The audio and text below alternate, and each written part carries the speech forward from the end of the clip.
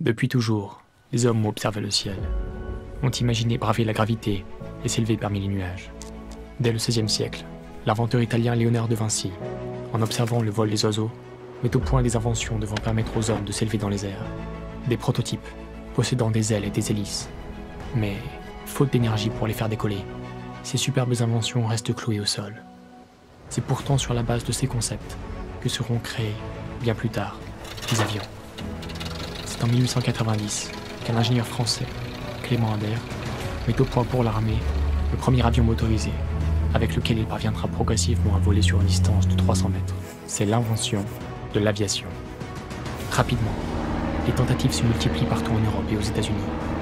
De nombreux ingénieurs à travers le globe se mettent à travailler sur des inventions d'avions. C'est la course. Les hommes partent enfin à la conquête du ciel. En 1914, la Première Guerre mondiale est déclarée en Europe. Les combats éclatent entre la France et l'Allemagne.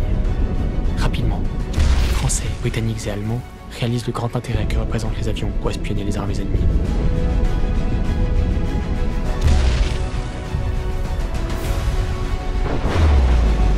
D'abord cantonnés à de simples rôles d'observateurs, les avions sont rapidement armés et utilisés pour détruire les avions ennemis et lancer des grenades sur les troupes au sol.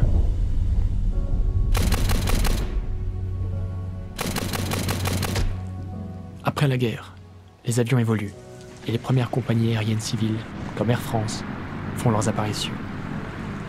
Par sa forme et son fonctionnement, l'avion se rapproche au fil des années de l'appareil que l'on connaît aujourd'hui.